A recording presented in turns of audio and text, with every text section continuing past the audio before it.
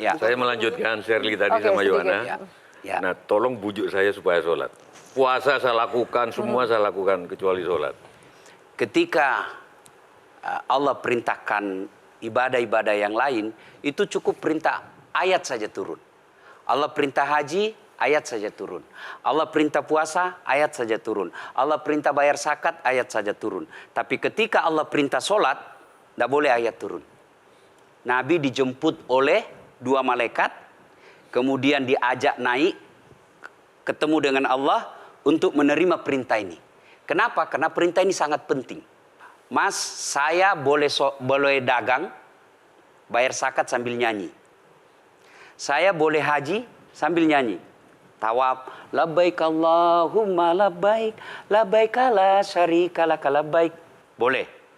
Ya, saya bayar zakat boleh sambil nyanyi. Begadang jangan begadang. Kenapa? Sholat tak boleh.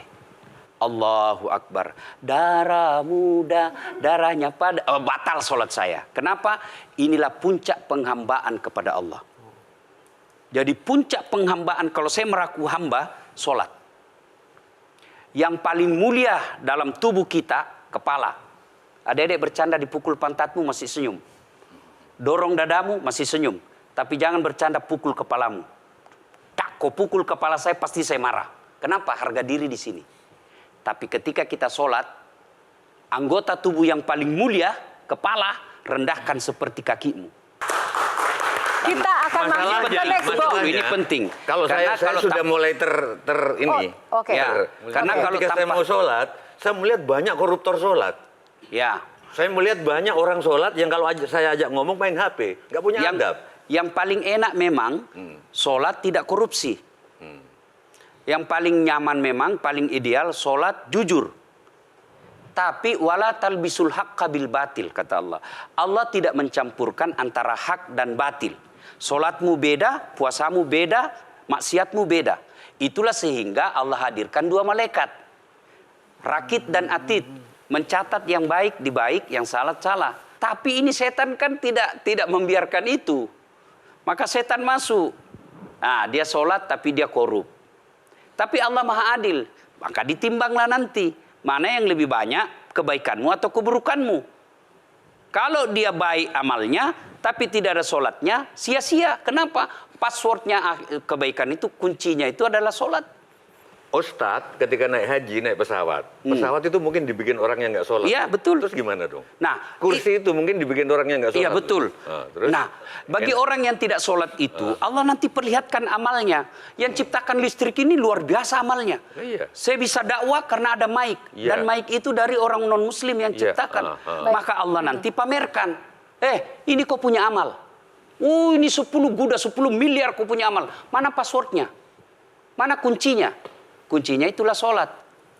As-sholatu imanuddin, as-sholatu miftahul jannah. Sholat itu kunci kebaikan, sholat itu tiangnya agama.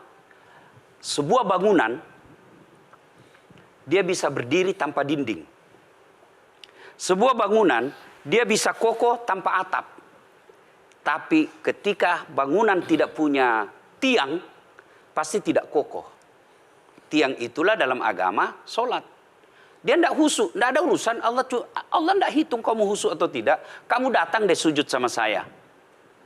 Ya. Sudah sholat, idealnya dia bersih. Karena tidak mungkin sholat kalau dia tidak wudhu. Tapi kok ada orang sholat tapi jorok. Buang sampah sembarangan. Itulah keberhasilan setan menggoda kita. Itulah sebabnya kita minta perlindungan kepada Allah. Kenapa ketika melontar 3 jumroh? Orang haji kan melempar 3 jumroh. 1 tiang, 7 batu. Kenapa tidak dikumpul saja itu? 1 kali lempar, tak, tak, tak. Kenapa? Kenapa mesti 3 hari dan kenapa mesti 3 titik? Itu pesan moralnya, melawan setan itu perlu napas panjang. Dengar azan, jangan pikir setan, dia tebar itu. Tidak usah kau sholat, nanti kau tua. Anggaplah pergi sholat, setan menyerah, tidak. Buru-buru kamu, buru-buru. Akhirnya apa? Wudhu tidak sempurna. Anggaplah Anda wudhu dengan sempurna. Setan menyerah, tidak. Masuk masjid. Tidak usah sholat sunnah. Tidak usah sholat sunnah. Prinsipnya setan, kalau dia tidak bisa dikalah, jangan untung. Nah, gimana Mbak Teja? Udah teryakinkan? Oke. Jejak digital yang sudah penuh dengan petuah baik dari Ustaz.